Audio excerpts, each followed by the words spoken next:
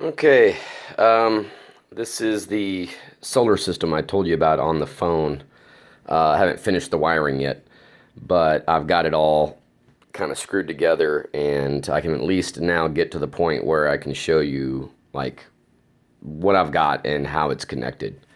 Let's start down here. This is a 200 amp hour AGM deep cycle battery. This is a 50 amp hour AGM deep cycle battery. I'm going to connect these two batteries in parallel, and that will give me a total of 250 amp hours. Because this is a deep cycle AGM battery, you should not discharge these batteries more than 50%, which means I actually only have 125 of those amp hours that's usable. These batteries are 12 volt.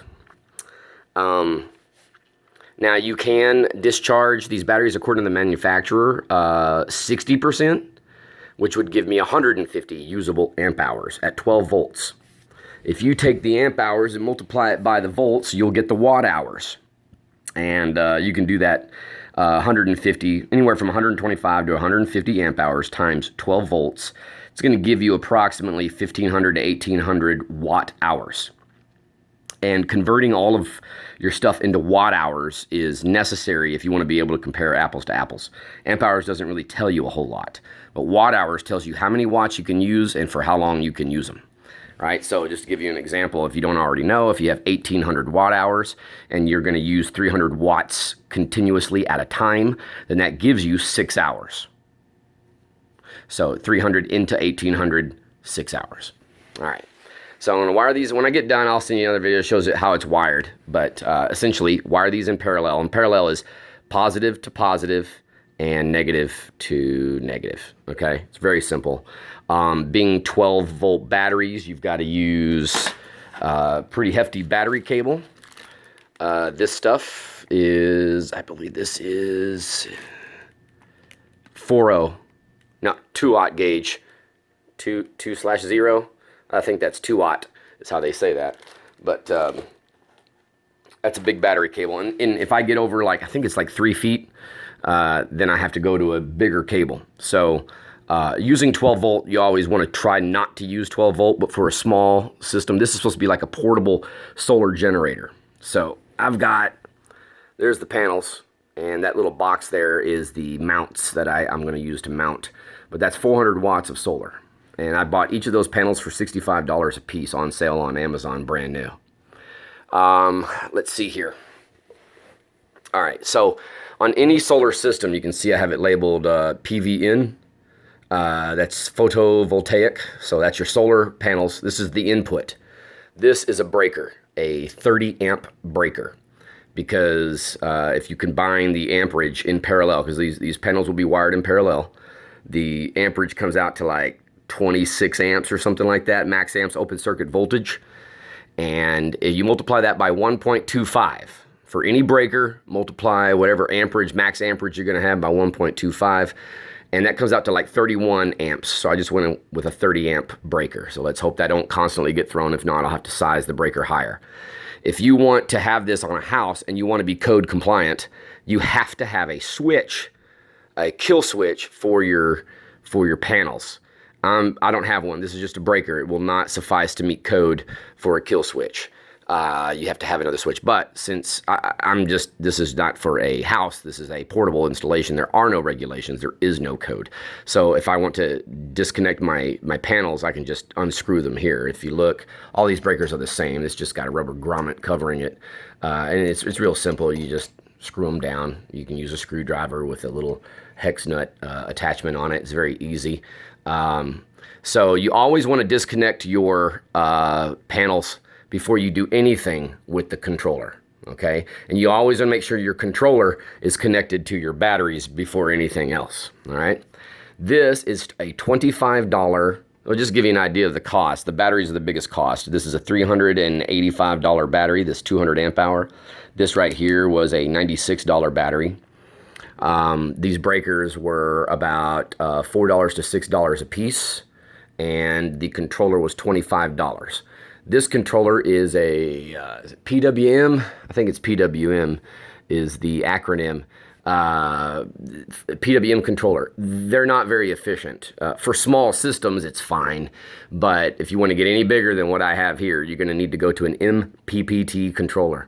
This PWM controller can handle a maximum of 400 watts. And so it's perfectly, if I want to get any bigger than this, I have to get a better controller. But it's only 25 bucks, so it's cheap. Okay, so what's going to happen is the solar panels will come in, they will attach to this breaker. This breaker will wire into these leads right here. These are your panel leads. Right here, I'll create a wire. This will go to my battery from the controller to this breaker. You always want to have a breaker in between your controller and your battery, always. You size it to the amount of current that's going to be across. This controller is only going to output at max 30 amps. So 30 amps times 1.25, I think that comes out to like 37 or something like that. So I sized the breaker to 40 amps, okay? This is a 40 amp breaker. Now, a word on these breakers, these are automatic reset breakers. This is kind of an experiment. I've always used breakers and fuses, and the breakers were always manual switch breakers. You can just flip a switch and it'll throw the breaker and you just switch it back. But these will automatically reset themselves when the wire cools down. The reason why that is this is a portable solar installation. So if I'm not standing right next to it and that breaker throws, then I'm going to lose the charge for the day. So I want it to be able to reset itself. And I don't know if it's really going to work because I haven't seen anybody use these types of breakers for this type of application. So we'll see. It should be fine. A breaker's a breaker, I think. So anyway, wire from the battery, from the battery output of the controller to the breaker, down to the batteries in parallel. And then we have an inverter. Okay, so what I'm going to do, you can see I've labeled it battery out. So we'll take a wire from the battery and we will run it into this breaker. This breaker is a 40 amp breaker. The current that you set this to is going to be dependent on your inverter. I happen to know that this inverter, due to the manufacturer specs, is going to only draw a maximum of 40 amps, or rather, I think it's like 34 amps or something like that. I don't forget exactly what it is.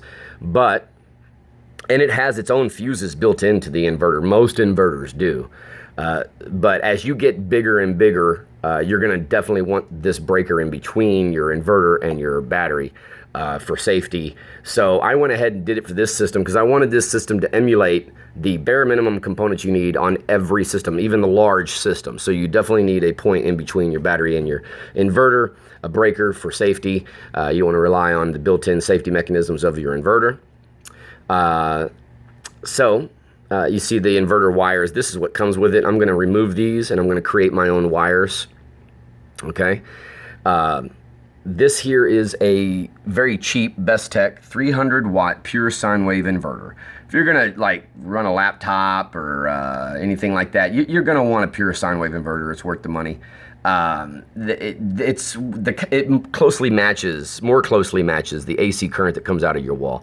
And for sensitive devices, you absolutely have to have a pure sine wave inverter. So you might as well spring for the extra cash and get, the pure sine wave inverters.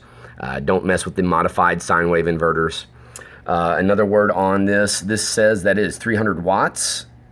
And a lot of inverters have a, what do they call it? Like a startup or a wattage.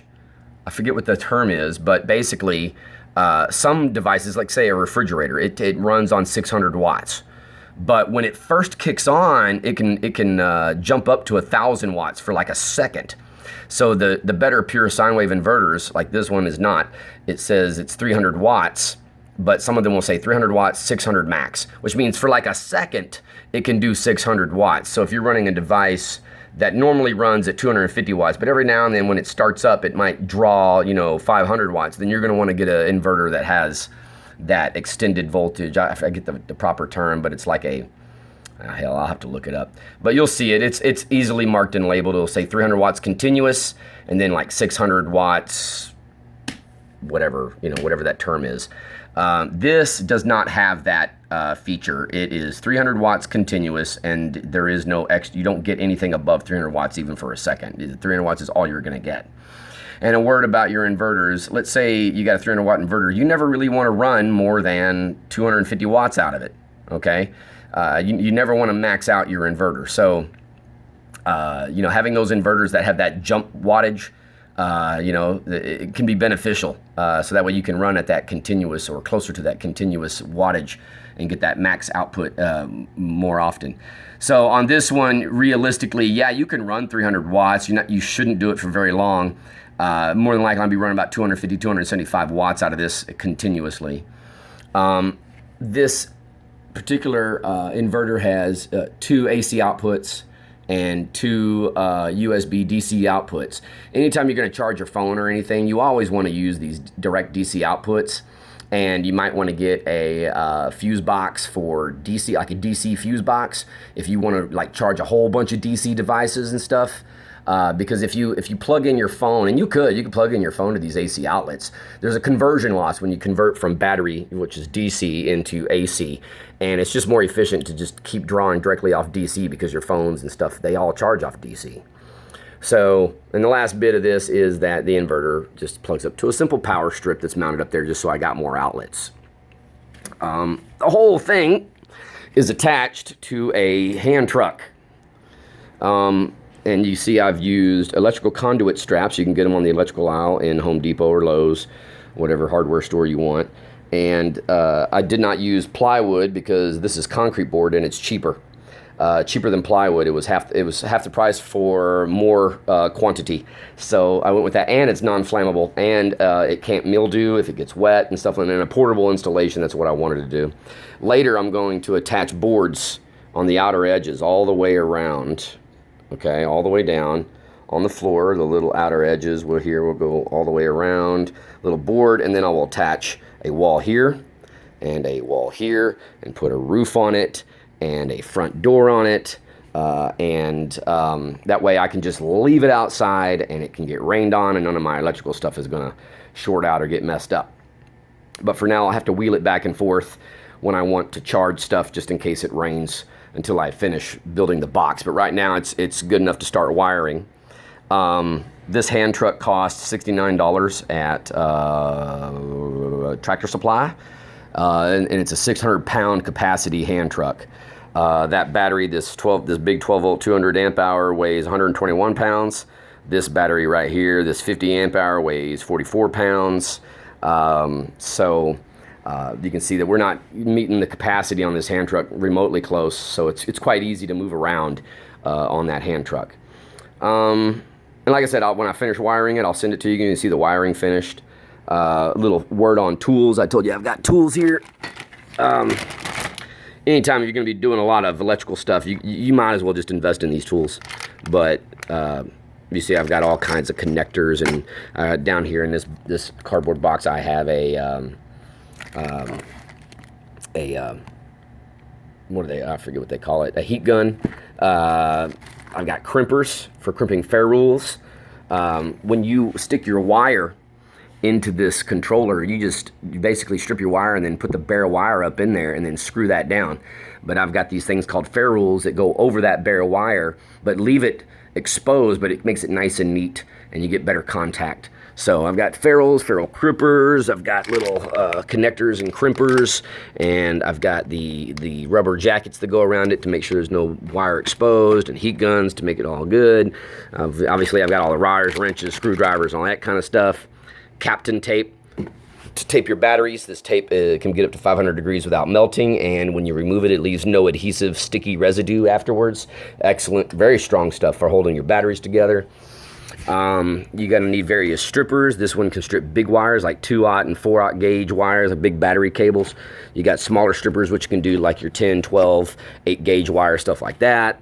I got I showed you a little ratcheting crimpers, but I also have a hammer crimper. This is for crimping very large wires. You're going to need one of those if you're going to be crimping battery cables and whatnot. That comes into play if you're going to be building batteries. You're going to need very good quality wire cutters that can cut very large cables. Another hand crimper that I've got for another type of crimping operation. Various levels of cable you're going to need. I got PV cables, which are for what plugs into the cells. They already have the connectors, and you can even buy the connector kits to make your own solar connectors.